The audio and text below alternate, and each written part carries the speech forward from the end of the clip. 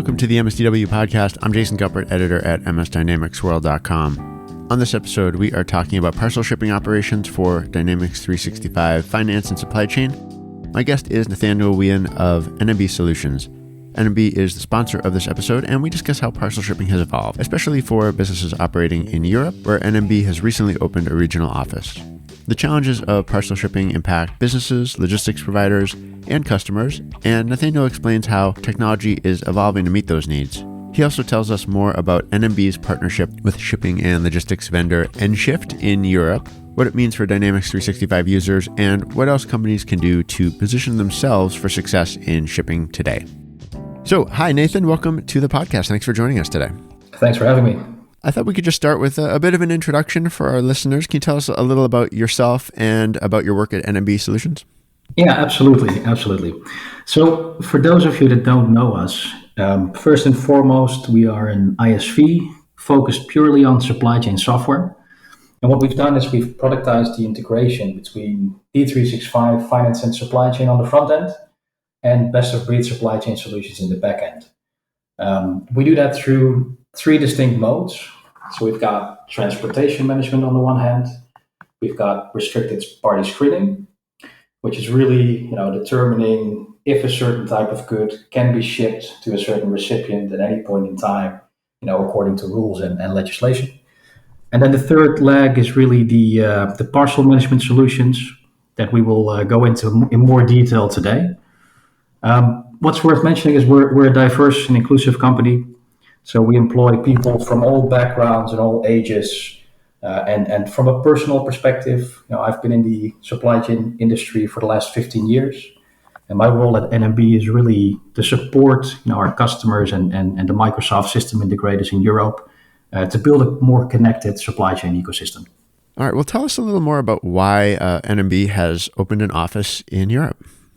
Yeah, that indeed is a really exciting development for us. NMB is headquartered in Ottawa, in Canada, and we've always had customers in Europe. But with the opening of our office in Amsterdam, we actually have a physical presence in the region now.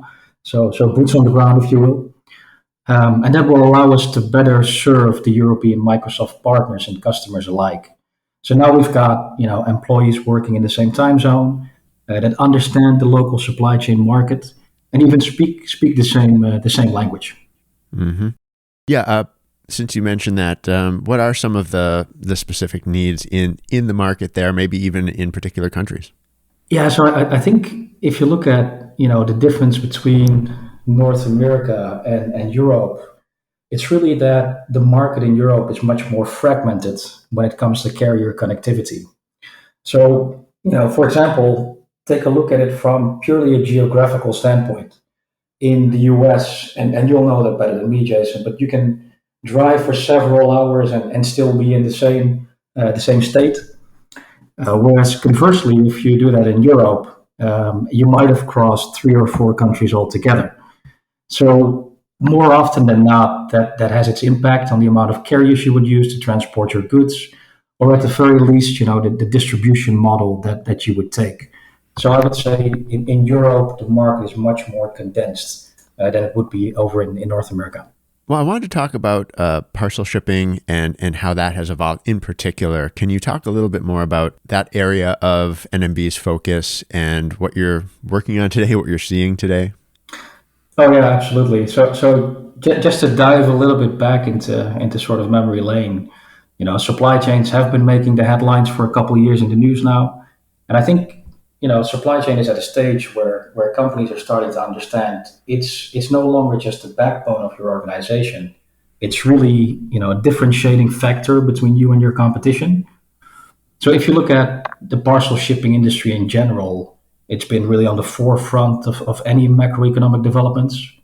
A recent study by Pitney Bowes has shown that the volume of parcel shipments has gone up from 51 billion in 2015 to 159 billion last year, and it's likely to exceed 300 billion in the next 5 years. So it's really the fastest growing transportation market. And of course, that brings challenges and opportunities for companies that are involved in that space. And we're talking about parcel shipping, we're talking about e-commerce. So we would be amiss Not to mention that word that everybody's tired of hearing, but COVID obviously had a major impact. The consumer mindset has changed, from a more physical transaction to a sort of transaction on demand kind of model. But it's also simply the availability of technology. Millennials are taking up a bigger part of the global commerce pie, if you will, and it's a whole new world out there from a transaction and e-commerce perspective.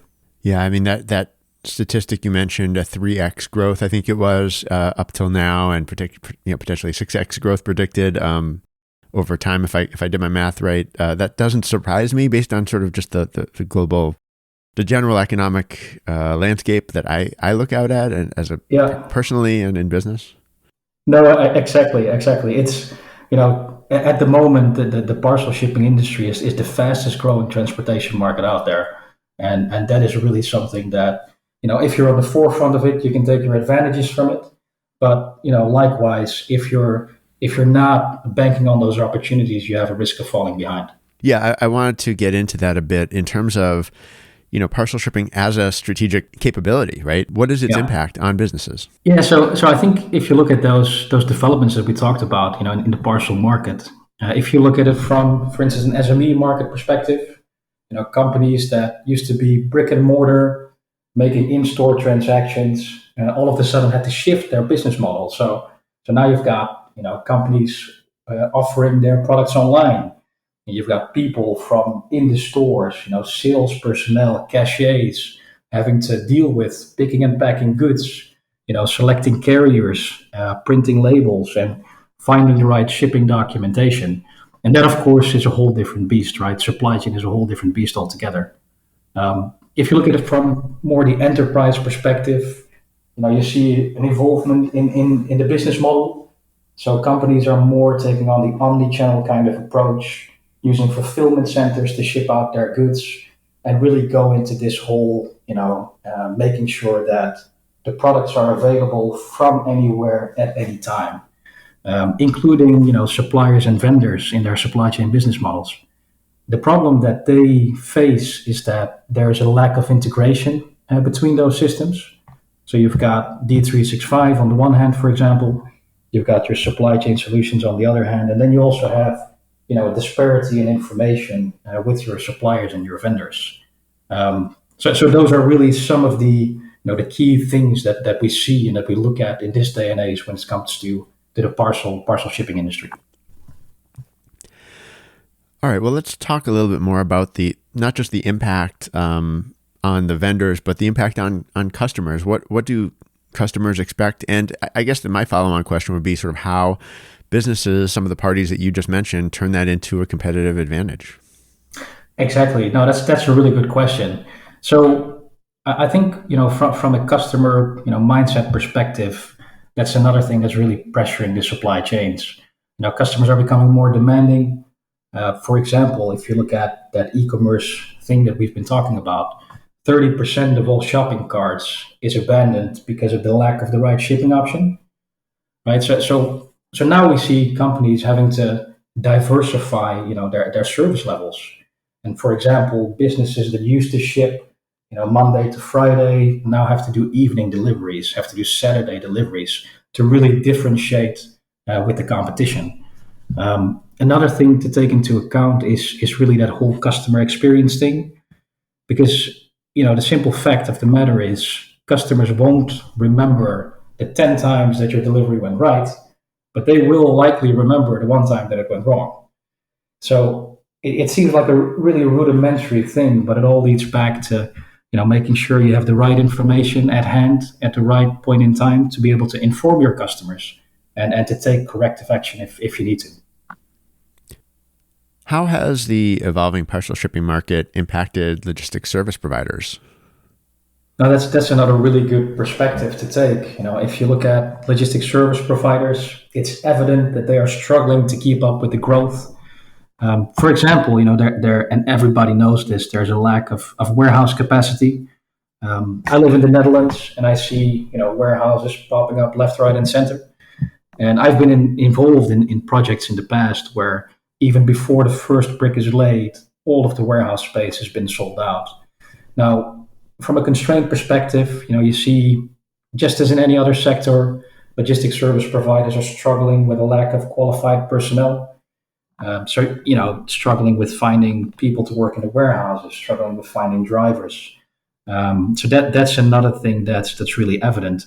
And out of this whole shortage, you see that, and this is a very funny thing, the balance of power is sort of shifting at the moment. So where 10 years ago, when I was still working in the logistics service industry myself, margins were razor thin, and every customer acquisition was basically a bidding war. And now you really see that logistics service providers are asking for reasonable prices or even premiums when it comes to their services. And if you're not willing to pay it, there will be 10 companies standing behind you in line that will. So also, this sort of aspect really requires customers to further diversify their carrier portfolio. Well, let's talk a bit about the technology that underlays all these needs, all these demands. Can you give your perspective on the technology landscape, how it's evolved? Yeah, that's a really exciting question. I guess from a connectivity perspective, you see that where companies in the past had a model of directly integrating with one or two carriers to fulfill their shipping needs, they now really have to diversify. Whether it's because of the point we touched on before, the need to offer more service levels to their customers because of capacity restraints, or simply because the business has grown from local into global, for example. If you look at a deployment perspective, we see a greater need for scalability and adaptability. So where companies in the past might have worked with on-premise or even heavily modified software, they're now choosing to work with multi-tenant software that scales to use and is maintained by third parties instead. Because keep in mind, carrier connectivity and carrier compliance are very difficult and time-consuming things, and it's not necessarily a one-time exercise. This is something that we hear in the market all the time. Carriers will change their data formats. They will require new labels, different sets of documentation, and rules and legislation also have an effect on that, of course. So I think companies understand that instead of spending their valuable IT staff on maintaining carriers, you're much better off outsourcing this to a specialist while keeping your IT staff focused on developing your business. Um, I guess one other thing that we should definitely talk about is the new initiative that Microsoft came out with called the Supply Chain Platform. So essentially, what they do is they created a platform that allows companies to not just integrate within their own company, within their own organization, but to also integrate suppliers and vendors into their supply chain and create sort of what is known as a multi-enterprise supply chain business network. So take, for example, their module Intelligent Order Management, and that allows you to capture orders from various sources, whether it's e-commerce, retail, internal or external orders, and bring that into a single platform. And it allows you to decide which fulfillment location, options, and which services are best suited to fulfill that order. And as the name suggests, there's intelligence embedded in the platform to help you make those decisions, and you can set up predetermined workflows to do that. And one really exciting thing that Microsoft is doing now is they're adding what they call intelligent connectors to the platform. So they're basically integrating third-party services on sort of a low-code, no-code basis. And this is exciting for us because we're one of the parties working with Microsoft to make our solutions available in the supply chain platform. And one example of that is the nShift multi-carrier parcel connection. Yeah, can you tell us more about what that partnership is all about and maybe how it fits into the larger platform? Yeah, of course. So we've talked a lot about what businesses are struggling with from an IT perspective when it comes to supply chains, and I think more often than not, it's just dealing with siloed information. Organizations need real-time, actionable intelligence from within their ERP to make the right decisions at the right time and provide the service that your customers require. Now, nShift is the leader in Europe when it comes to multi-carrier parcel solutions, and they've got over 1,000 carriers connected. And what we've done is we've productized the integration so that functionality becomes natively available from within D365 finance and supply chain. And the product we do that with is called the Gateway for Parcel. So now, without ever having to leave the comfort of your ERP environment, users can check shipment rates, book shipments, create labels, but even more so, get all that status information back. So if something goes wrong along the journey, your customer service can, take corrective action, inform the customer to create that efficient and effective shipping operation. Okay, productized integration, and what's NMB's role in that partnership? So where NMB really adds the value for the Microsoft community is we get customers up and running quickly and effectively through the productized integration, right? Sometimes, within a matter of weeks or a few months from start to finish of the project. Furthermore, we take full responsibility for the solution throughout the subscription lifecycle. We are Microsoft certified, so we test any upgrades from both Microsoft and nShift before they are released, and we have our own support desk. So instead of companies having to go to nShift, having to go to the Microsoft system integrator, you come to us and we make sure that issues are resolved quickly and effectively.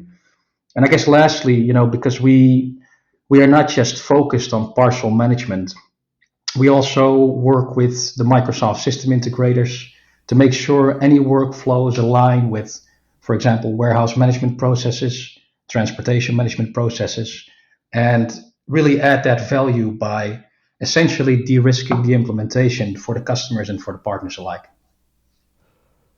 All right, very interesting. Interesting approach. And yeah, is there any last advice you want to give for people who may be listening if they have concerns in their supply chain or things they're struggling with? Yeah, absolutely. So what we typically advise, companies that are struggling in their supply chain to do is sort of take a step back, take a more holistic viewpoint of your shipping operation.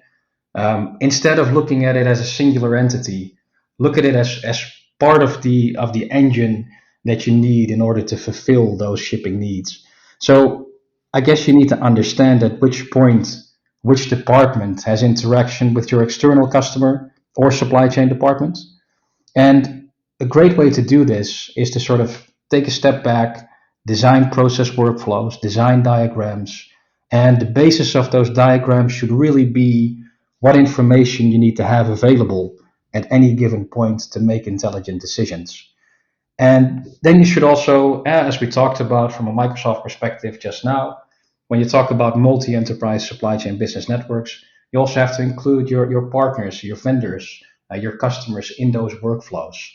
And then as a last step, what you should do is really translate that and see how software can support, because it really needs to have that supporting function.